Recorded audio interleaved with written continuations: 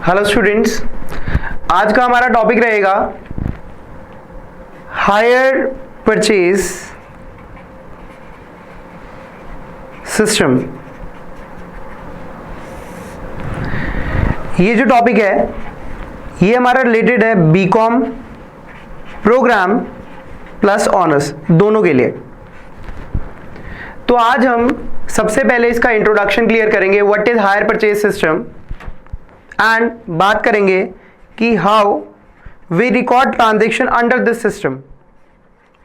इसका मतलब accounting for hire purchase system हम सीखने जा रहे हैं। सो पहला क्वेश्चन मेरा रहेगा, that is what is hire purchase system. तो बहुत से लोग इस चीज से वाकिफ होंगे कि हायर परचेज सिस्टम होता क्या है। हायर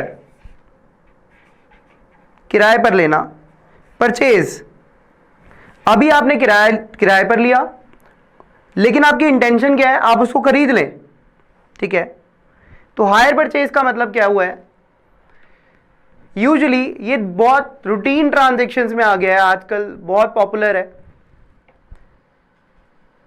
जब भी आप कोई चीज इंस्टॉलमेंट्स में परचेज करते हैं, इंस्टॉलमेंट में परचेज करते हैं, ठीक है, दैट वी कॉल्ड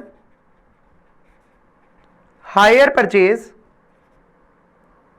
सिस्टम, ठीक है। आजकल आपने देखा होगा लोग मोबाइल्स इंस्टॉलमेंट्स में ले रहे हैं, स्कूटर, बाइक्स, गाड़ियां इंस्टॉलमेंट्स में ले रहे हैं। तो वो सारा क्या है, that is called hire purchase system, ठीक है। तो इसमें होता क्या है, अंडर हायर परचेज सिस्टम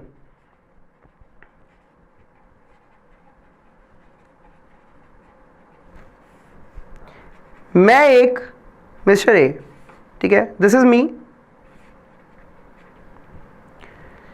मैं एक शोरूम गया और शोरूम में मुझे एक गाड़ी पसंद आई, ठीक है, और मुझे ये गाड़ी लेनी थी।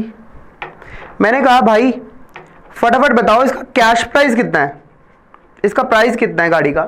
तो उन्होंने मुझे बताया 10 लाख। इस गाड़ी का प्राइस कितना है, 10 लाख रुपीस। होता है ना आप लोगों के साथ भी ऐसा। अब मैंने कहा यार मेरे पास सिर्फ और सिर्फ जो अवेलेबल कैश है दैट इज ओनली 2 लाख। मैं तो आपको सिर्फ अभी 2 लाख दे सकता हूं, ठीक है। बाकी ऐसा करो आप मुझे मेरी किस्तें बना दो, इंस्टॉलमेंट्स बना दो। तो ये जो इनिशियल कैश में पे करने वाला हूं that we call down payment. ये भी बहुत लोगों को पता होगा, डाउन पेमेंट। अब मेरा जो प्राइस था वो था 10 लाख, ठीक है, और मैंने उसमें से कितना पैसा दे दिया है, डाउन पेमेंट कितनी पे कर दी है, 2 लाख रुपए। तो मेरा अमाउंट कितना रह गया, 8 लाख। इस 8 लाख की इंक्लूडिंग इंटरेस्ट मैंने क्या बना ली, इंस्टॉलमेंट्स बनवा ली, ठीक है। और मिस्टर ए यानी कि मेरा प्लस जो सेलर है उसके बीच में क्या बन गया, एग्रीमेंट हो गया। ये एग्रीमेंट किस चीज का था, सारी चीजें जब रिटर्न में आ जाती हैं, ठीक है, आपने सुना ही होगा when 2 parties agree upon the same thing in the same sense it leads to an agreement। तो मैंने एक रिटर्न एग्रीमेंट बनवाया, मैंने नहीं, सेलर ने एक रिटर्न एग्रीमेंट बनाया कि भाई आज से फ्रॉम टुडे मिस्टर ए के पास गाड़ी का क्या चला गया, पोजेशन चला गया। ये गाड़ी मिस्टर ए के पास है और मिस्टर ए उसे क्या कर रहे हैं, अपना यूज करना स्टार्ट कर देंगे, ठीक है। नाउ व्हाट विल हैपन, आगे क्या होगा, इस एग्रीमेंट के अंदर और क्या लिखा जाएगा कि जिस दिन, आई रिपीट, जिस दिन मिस्टर ए अपनी सारी इंस्टॉलमेंट्स को पे कर देगा उस दिन वो क्या बन जाएगा, इस एसेट का मालिक बन जाएगा, ठीक है, इस गाड़ी का मालिक बन जाएगा। तो this is called hire purchase system, ठीक है। तो मतलब जब भी हम कोई चीज किस्तों में खरीदते हैं, till then we are not the owner of that asset, ठीक है। हमारे पास अभी ऑनरशिप राइट्स नहीं है, यूज करने के राइट्स आ गए हैं, ठीक है। We can use that but we can not sell that again, हम उसको रीसेल नहीं कर सकते। बहुत सारे फैक्टर्स होते हैं जो अभी हमें राइट्स नहीं मिले हैं, ठीक है। तो how a hire purchase system is different from a sale, ठीक है। एक्चुअल सेल और किस्तों पे सामान खरीदने में क्या डिफरेंस है वो मैं आपको कुछ पॉइंट्स में समझाता हूं, ठीक है। That is difference between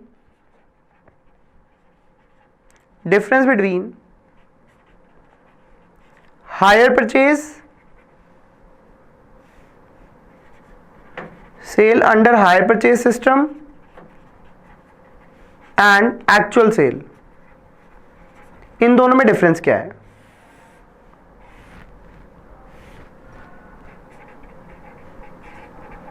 hire purchase system और एक्चुअल सेल। सबसे पहली बात मैं करूंगा ऑनरशिप की। ऑनरशिप, ठीक है, इसको हम कह सकते हैं title. In case of sale, अगर हम सिर्फ सेल की बात करते हैं तो जो ऑनरशिप होती है दैट इमीडिएटली ट्रांसफर, ठीक है, वो इमीडिएटली ट्रांसफर हो जाती है from seller to buyer. Sale के अंदर क्या होता है, पैसा लिया, माल दिया, ठीक है, गुड्स दिए हमने, और उसके बाद क्या हुआ, ऑनर कौन बन गया, वो बायर जिसने वो माल खरीद लिया इमीडिएटली। लेकिन under hire purchase system no immediately transfer of ownership, no immediate transfer of ownership. इसमें एग्रीमेंट क्या होता है, इसमें एग्रीमेंट होता है कि ऑनरशिप कब मिलेगी उसको, जब वो अपनी सारी इंस्टॉलमेंट्स पे कर देगा। Ownership is transferred to the buyer. ये बायर को कब ट्रांसफर करी जाती है, when all the installments are paid, जब सारी किस्तें पे करी जा चुकी हो। अगर हम पोजेशन की बात करें, पोजेशन का मतलब क्या होता है, फिजिकल होल्ड, वो एसेट किसके पास रहेगी, तो अंडर हायर परचेज और अंडर सेल ये किसके पास आ जाती है, बायर के पास ही आती है, ठीक है। पोजेशन दोनों में किसके पास रहता है, बायर के पास चला जाता है, ठीक है। रिस्क, अगर हम रिस्क की बात करें, सेल में क्या होता है, एसेट किसकी हो चुकी है, ऑनरशिप किसके पास जा चुकी है, बायर के पास। तो एक स्टेटमेंट है, एक लॉ का पॉइंट है, risk lies with the ownership, risk lies with the title, जिसके जो ऑनर है रिस्क उसी का है। तो in case of sale risk किसका हो जाता है, ऑनर का हो जाता है। लेकिन इन case of hire purchase it depends upon the agreement, ठीक है, it depends upon the agreement between the parties, ठीक है। और वो पार्टीज कौन है, सेलर एंड बायर, ठीक है। आफ्टर दैट एक और चीज, अगर हम नेचर ऑफ एग्रीमेंट की बात करें, नेचर ऑफ एग्रीमेंट, तो सेल मतलब this is called actual sale. Actual sale का मतलब क्या होता है, माल बिक चुका है, ठीक है, it has been sold. And अगर हम हायर परचेज एग्रीमेंट की बात करें, ठीक है, ये एग्रीमेंट किस में आएगा, एक्चुअल सेल, और हायर परचेज एग्रीमेंट किस में आएगा, this is called agreement to sell. Agreement to sell और सेल में क्या डिफरेंस है, बिजनेस लॉ का पॉइंट है ये। What is the difference between agreement to sell and sale, actual sale. तो एग्रीमेंट टू सेल के अंदर क्या होता है, we have entered into an agreement, हम एक एग्रीमेंट कर चुके हैं to sell a particular thing, एक पर्टिकुलर चीज को बेचने का इन फ्यूचर, कि हम उसे फ्यूचर में बेच देंगे। आज हमने एग्रीमेंट कर लिया है कि हम उसको फ्यूचर में बेचेंगे। तो ये आपको शायद इस तरीके से समझ आ सकता है कि जब एक प्रॉपर्टी की सेल परचेज हो रही होती है, कोई मकान खरीदना है, बेचना होता है, तो पहले उसका बयाना होता है, ठीक है। बयाना मतलब टोकन मनी दी जाती है। तो जब वो टोकन मनी दी जाती है देन हम क्या कर लेते हैं, एग्रीमेंट टू सेल करते हैं उस टाइम पर।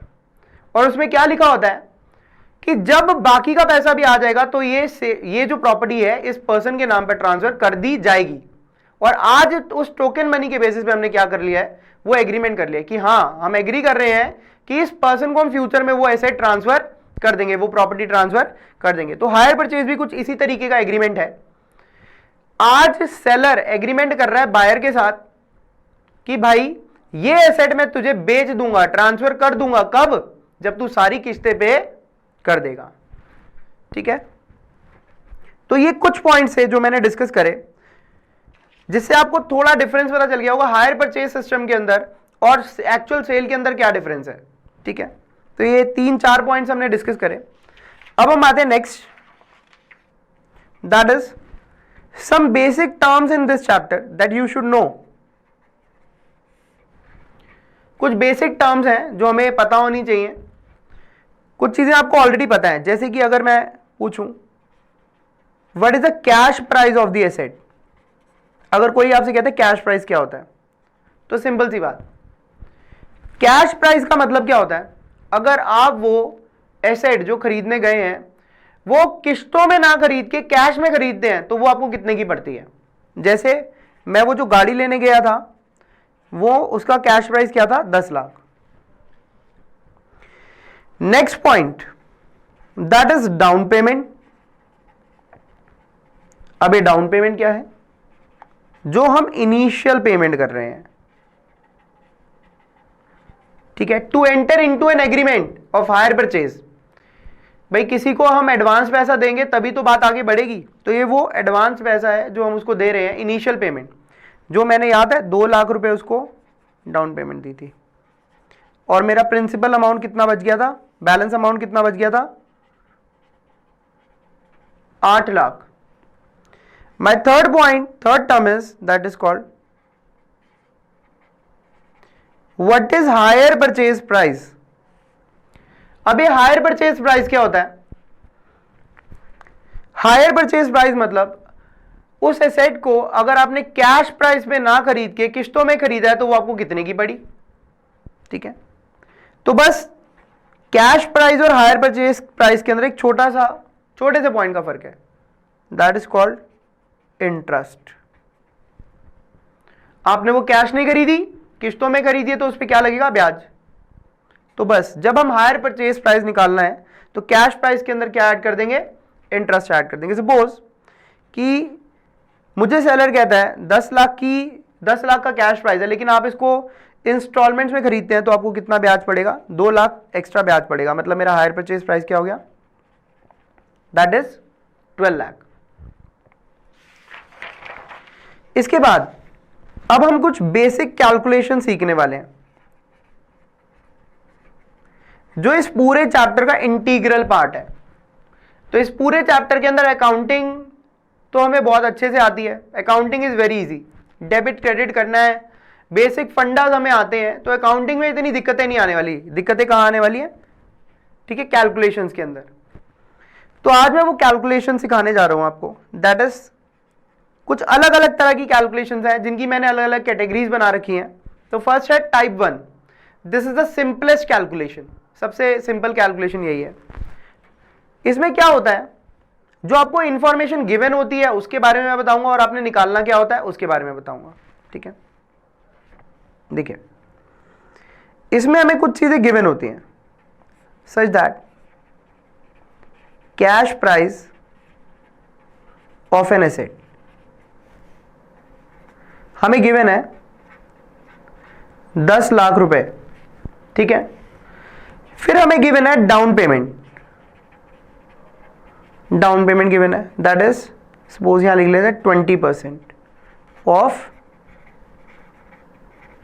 कैश प्राइस, कैश प्राइस का 20%। अब उसने कहा कि भाई rate of interest is 10% per annum, rate of interest जो है वो है 10% पर एनम। उसने कहा इंस्टॉलमेंट्स, ये चीजें गिवन होंगी आपको क्वेश्चन में अगर ये इस तरह की कैलकुलेशन आती है, टाइप 1 इंस्टॉलमेंट्स। उसने कहा 4 इक्वल एनुअल इंस्टॉलमेंट्स, या sorry 4 annual installments plus interest, ये इक्वल ठीक था, 4 equal annual installments plus interest. मतलब वो क्या कह रहा है कि जो पैसा बच जाएगा उसकी 4 किश्तें बना देंगे प्लस उसके अंदर इंटरेस्ट ऐड कर देंगे। ठीक है, तो अब हमारा टास्क क्या है, दैट इज टारगेट। टारगेट हमें क्या निकालना है, हायर परचेज प्राइस। ठीक है, दूसरा इंटरेस्ट पर एनम। अब वो कह रहे 4 इक्वल एनुअल इंस्टॉलमेंट है, एनुअल मतलब हर साल किस्त पे होगी, तो हर साल का इंटरेस्ट भी निकालना पड़ेगा हमें। ठीक है, याद है ना आपको अकाउंटिंग पीरियड कंसेप्ट, इस साल का इंटरेस्ट इस साल के प्रॉफिट एंड लॉस में और नेक्स्ट ईयर का नेक्स्ट ईयर के प्रॉफिट एंड लॉस में आता है। एंड जो इंटरेस्ट कॉस्ट होती है वो हमारी एसेट की कॉस्ट का पार्ट नहीं होती। मतलब अगर ये 10 लाख का कैश प्राइस है तो एसेट को हम किस वैल्यू पे रिकॉर्ड करते हैं, 10 लाख पे ही रिकॉर्ड करते हैं, और जो इंटरेस्ट होता है वो सेपरेटली कंसीडर करा जाता है as a finance cost. Interest asset की कॉस्ट का पार्ट नहीं होता। ये बात आप अपने मार्जिन्स में लिख लीजिए रजिस्टर के ऊपर कि इंटरेस्ट की जो कॉस्ट होती है, जो हर साल हम ब्याज पे कर रहे हैं, वो एसेट की कॉस्ट का पार्ट नहीं है। एसेट को हमेशा किस वैल्यू पे रिकॉर्ड करा जाएगा, जो उसकी ओरिजिनल कॉस्ट है, जिसके अंदर इंटरेस्ट इंक्लूड नहीं होता। इंटरेस्ट पर एनम हमें निकालना है, that is not rate, that is amount. ठीक है, एंड इंस्टॉलमेंट हमें निकालनी है इंस्टॉलमेंट पर एनम। ठीक है जी, तो ये क्वेश्चन है। ठीक है, अब आपने इसको सॉल्व करना है। ये सॉल्व कैसे करेंगे देखिए,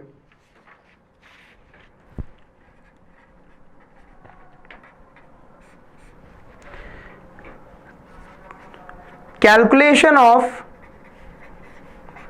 इंटरेस्ट एंड इंस्टॉलमेंट्स पर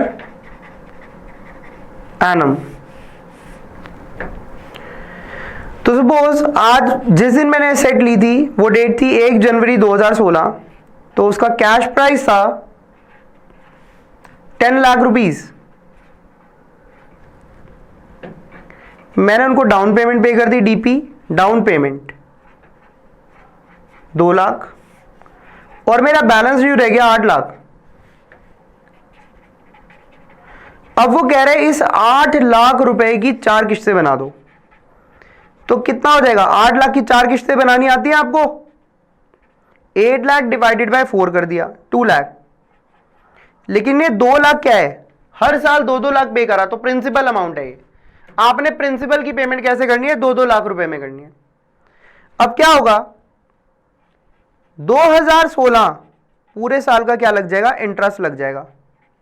किस अमाउंट पे, इस अमाउंट पे, क्योंकि आपका लोन कितना हो गया, जो बकाया अमाउंट है, ड्यू अमाउंट है, that is 8 lakh, and interest will be charge on the due amount 80,000 for full year, क्योंकि आपकी एनुअल इंस्टॉलमेंट है। और इंटरेस्ट लगती है, आपका लोन कितना आ जाएगा, अगर मैं कहूं 31 दिसंबर 2016 को आपका ड्यू बैलेंस कितना है, ड्यू अमाउंट कितना है, तो आप क्या कहेंगे 8,80,000 लेस। अब डेट आ गई, एक साल खत्म हो गया, तो इंस्टॉलमेंट की पेमेंट करनी है। अब आपकी इंस्टॉलमेंट नंबर कौन सी जाएगी, 1। अब वो इंस्टॉलमेंट का अमाउंट क्या बनेगा, 2 लाख तो आपने प्रिंसिपल चुकाना है हर साल प्लस ब्याज। अगर आप देखें तो इस तरह के क्वेश्चन में गिवन होगा 4 equal annual installment plus interest. ठीक है, मतलब वो कह रहे हैं कि 4 किश्तें बना लो हर साल की, प्लस इंटरेस्ट अलग ऐड कर दो, उसके अंदर एडिशनली ऐड करेंगे उसमें। ठीक है, तो मेरी इंस्टॉलमेंट हो गई 2,80,000, और मेरा बैलेंस ड्यू कितना रह गया 1 जनवरी 2017 को, दैट इज 6 लाख। ये रह गया मेरा ड्यू अमाउंट। अब नेक्स्ट ईयर क्या होने वाला है, 1 जनवरी 2017 को मेरा जो बैलेंस लोन ड्यू था 6 लाख, अब उसमें क्या लगेगा, interest for 2017 at the rate of 10%। अब 10% किसका लगेगा? इस ड्यू अमाउंट का, और मेरा लोन अमाउंट कितना हो जाएगा? 6,60,000। ये ड्यू, टोटल ड्यू कितना हो गया? किस डेट पर हुआ? 31 दिसंबर 2017। ये मेरा ड्यू अमाउंट आ गया। अब मेरी नेक्स्ट इंस्टॉलमेंट की डेट आ गई, that is second installment. Second installment कितनी पे होगी मेरी? 2 लाख तो मेरा प्रिंसिपल जाना था, प्लस 60,000 इंटरेस्ट। 60,000 कौन सा? ये वाला, 2,60,000। और मेरा 1 जनवरी 2018 को ड्यू अमाउंट कितना रह गया? 4 लाख। फिर इंटरेस्ट फॉर 2018, ठीक है, 2018 में एट द रेट ऑफ 10%। कितना इंटरेस्ट लगेगा? 40,000। अगेन इसका 10% ड्यू अमाउंट का। मेरा लोन अमाउंट कितना हो गया? 4,40,000, 31 दिसंबर 2018।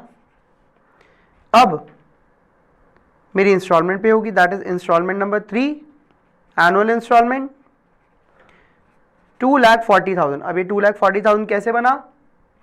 2 लाख प्लस 40,000, ठीक है। अच्छा, अब मुझे बताओ,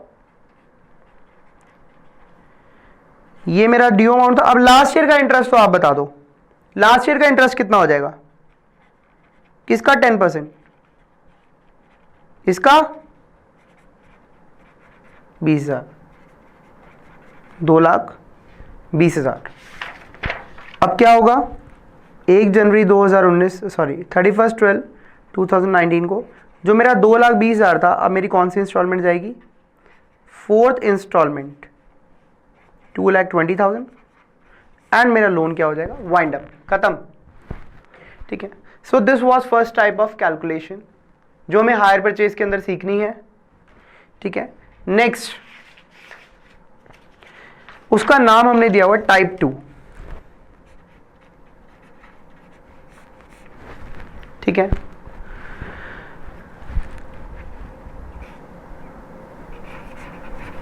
और टाइप 2 का हमारी क्लास के अंदर हम उसको बोलेंगे रेशियो मेथड, ठीक है, रेशियो मेथड। अब इसमें क्या होता है? आपको गिवन रहता है cash price of asset, suppose वही है 10 lakh, down payment DP, down payment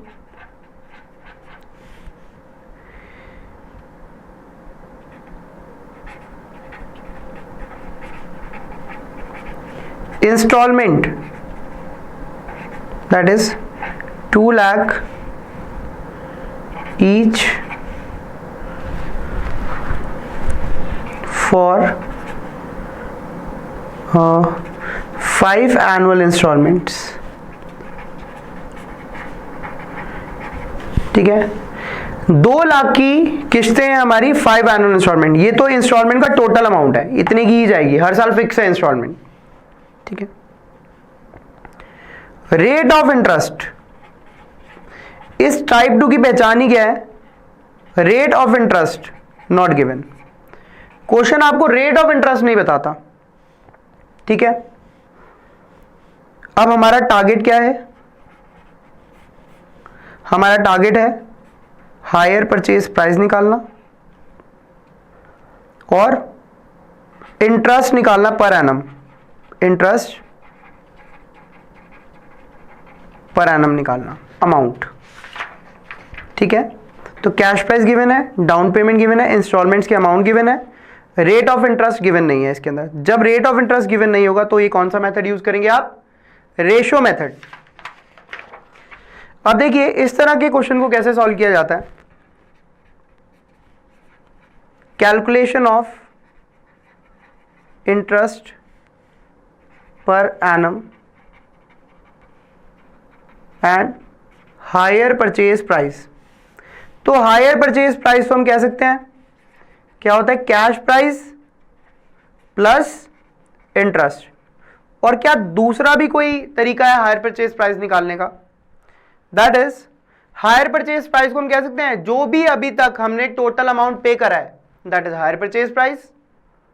तो हम कह सकते हैं कि पहले हमने क्या पे करी, डाउन पेमेंट कितने की, 2 लाख की। फिर हमने क्या पे करी, इंस्टॉलमेंट्स। ठीक है, तो टोटल इंस्टॉलमेंट्स हमारी कितनी है, 2 लाख रुपए की एक इंस्टॉलमेंट, 5 इंस्टॉलमेंट हो गई।